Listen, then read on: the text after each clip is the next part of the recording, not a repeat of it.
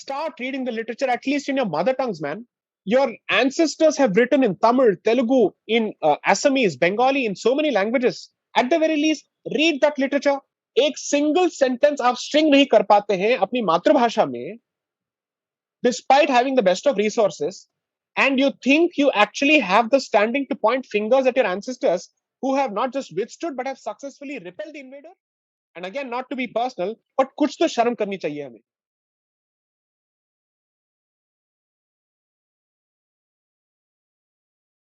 So the very notion that you carry is the issue that I'm trying to address through my book. And I'm urging readers to read the references in my book and treat my book primarily as a catalog of those references that I've given with respect to the Bharatiya civilization. Because, pardon me for saying so, your question is historically incorrect. It's factually completely incorrect. To assume that we are a constantly invaded and defeated civilization does such grave factual injustice to the kind of resistance that we have put up, the kind of fight that we have given, and the way we reconquered several portions. I'm sorry, this question is historically baseless, and there is a good reason for this. Each time this discussion happens, the trap that you walk into is by looking at Bharat's experience as an isolated experience, as if we are the only country that has constantly faced invasions and we have had no response mechanisms. The problem with that assumption is twofold. One, look at the number of pre-Christian, pre-Islamic civilizations which have vanished in front of your eyes today and which have been pushed to extinction over several centuries. Lithuania is perhaps the youngest Christian country, relatively speaking, and even they became Christian perhaps maybe not too far in time, maybe 300 or 400 years ago, maximum. And compare that with Bharat, which has retained its non-Christian, non-Hindu character to a significant extent, and we continue to believe that we are invaded, that we are defeated, and that we were easily colonized. Do you really believe that the numbers that we have today in terms of population is because of any lack of effort or intent on the part of the Muslim invader or the Christian colonizer? Is that your understanding of history? Please look at the number of Hindu princely states that Sardar Vallabhbhai Patel had to weave together and put together to create the Indian Union. Look at the number of Hindu princely states that ultimately the British man took the power from. So clearly, at least until the 18th century, I would say until the Battle of Panipat, and even significantly thereafter, that is after 1761, you had reconquered so many areas. Compare that with Africa, compare that with Latin America, compare that with North America, Australia, the rest of the world for that matter, or even for that matter, the rest of Europe. Europe is not a Christian, let's say, Christian civilization at the outset. It has become Christian civilization. Therefore, the very first defeated civilization, the very first conquered civilization, the very first converted civilization is the European civilization, which has completely lost its pre-Christian origins, its pre-Christian faith systems. Please take a look at what is happening in Lithuania, in Iceland, and so many other countries where they're trying to revive the faith systems which existed prior to Christianity in those parts of the world. They are struggling to do so.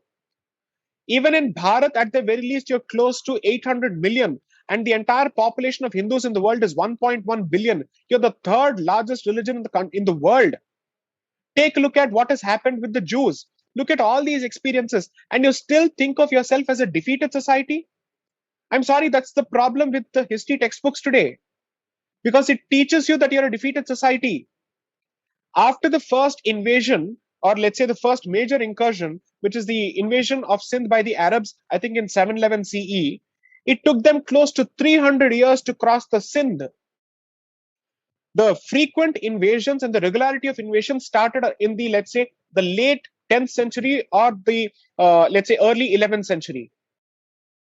And after that, obviously, as a civilization, you have taken some time to respond. But what do you make of the Rajputs? What do you make of the Marathas? What do you make of the Sikhs? Somehow we so selectively celebrate all of them and still continue to believe that we are a defeated civilization. Does nobody teach you how the Dutch Navy lost at the hands of Martanda Varma, the king of Travancore in the 18th century, the first Asian, let's say, ruler to, to comprehensively defeat a European navy? Don't we read any of this? That's the problem. I'm sorry, I don't have a problem with you personally, but this question is reflective of the abysmal and disappointing lack of knowledge as far as Bharat's history is concerned. When you look at Bharat in isolation, you will assume that this is some kind of a walk-in and a walkover where everybody's had a walk in the park to simply enter this place. The kind of ruthless resistance that was given even to Alexander. Alexander, forget everybody else.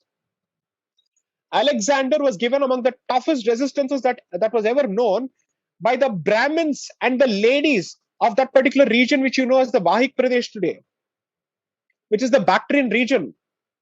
Read this. You have inherited a history and heritage of valor and huge resistance and successful resistance. Entire Spain was under Islamic rule for close to 800 years, after which they had to launch what is known as Reconquista. From the Bharatiya experience, Reconquista has been going on right from the beginning. Ask the Rajasthanis and they'll tell you the proud history of Bappa Rawal, who actually kicked these fellows all the way to Arabia once more. I think this was before the Bin Qasim's invasion of Raja Tahir in Sindh. This was before that. Please read history. Don't jump to these conclusions. What you're taught in your textbooks is rubbish. It's garbage, not even worth being recycled. Read the works of R.C. Majumdar. I keep repeating these names over and over again. Read the works of Jadunath Sarkar. Read the words of Harbila Sarda. Read the works of G.C. Pandey. Read the works of contemporary scholars like Meenakshi Jain, Dr. Meenakshi Jain, or Sitaram Goel, who's written on the Hindu resistance. You are not children of Gandhi, and you're certainly not children of some peace-loving hippie. You have taken forward, or you have inherited a huge tradition of Kshatriya, regardless of what you think of your Varna. So please negate this nonsense from your head. Remove this rubbish from your head. You know nothing about history if this is your question. This is exactly why you need to read the book.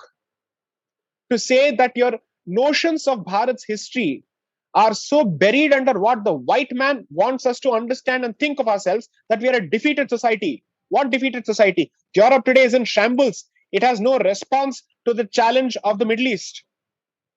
Bharat has been dealing with this for several centuries now, and it has managed to contain what Europe is unable to contain. Sweden is effectively crumbling as a society as a consequence of illegal migration. Germany doesn't want to talk about the mass rapes that happen in that particular country as a consequence of migration. Paris doesn't want to talk about certain suburbs which are no-go zones for the police anymore. That's exactly what is happening in the so-called West, because they don't know how to handle this creature. We know how to handle this creature. We've been doing so for generations. Please press a delete button, Control Alt Delete, and a permanent delete of this nonsense from your head. Read proper books. I hope you do so, and I hope you never ask this question again, and you stop someone from asking this question again, and shame him for asking this question the next time. This question is not a problem which is personal, but this is a problem that is collective. You have no idea how frustrating and how disappointing it is to hear this question in the age of internet, where source after source, literature after literature is available for people to read, and still they don't read. Where are you getting these opinions from? What is your source? What are you exactly reading that tells you that you're a defeated society? If you're reading the Marxist school of nonsense, their entire goal has been to push you into slavery. Don't read literature written by, I'm sorry to say, Irfan Habib or Rohila Thapar or R.S. Sharma. They are not worth reading at all under any circumstances. The only reason that you should read them is to understand how paid stooges have effectively brushed Bharat's history under the carpet to the detriment of the civilization. I dare use that language. These people did not have the guts or the courage of the conviction to actually prove their point in the Ram Janmabhoomi case when invited to actually present themselves as expert witnesses, when they kept peddling nonsense and propaganda as opposed to putting forth facts. So please don't read these books. They are not worth reading at all. At the very least, In the age of internet, nobody should have the excuse of saying, I was not aware of this. When you can Google for all sorts of rubbish, please Google on Indian history. Most of the literature is available on archive.org free of charge. The bulk of the literature, at least 30% of the references that I've referred to in my book, we downloaded it from archive.org. Please read them. When I say this equally of the history of the North and the South, because there is no such thing as the North and the South. Bharat has behaved as one. So I'm sorry for this rant. I'm sure this is going to go viral on YouTube. But this question has opened the floodgates, and that's precisely the rogue that I'm trying to cure through the book. Because generations of historians have been trying to cure this. And I hope to put forth that literature before people to say, कुछ बोलने से पहले पढ़ तो लो. Because you will pass on this very same nonsense to the next generation. Are you telling me that after having converted several continents, the only reason that you are alive today as Hindus is because of the benevolence of the Christian colonizer or the invader? How is that even possible? वो आपको क्यों बख्शेगा जब उसने पूरी दुनिया को बख्शा नहीं है? आप पे क्या कृपा दृष्टि है भाई उसकी, ये मुझे समझा दो. आपको क्यों छोड़ रखा है? Surely you're not related to him.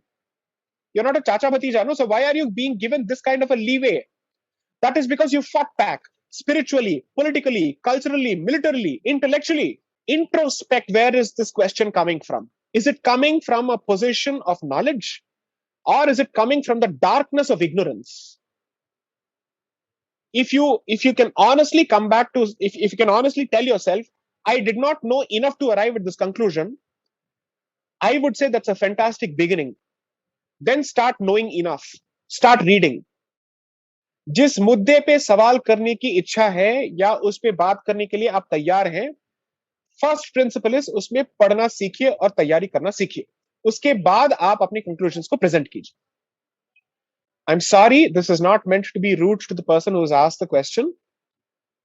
The point is, this is reflective of the massive cancer in the society, especially the Hindu community, and particularly and solely the Hindu community, because I think this is the community that needs a surgical invasive strike. It needs truth bombs on a daily basis.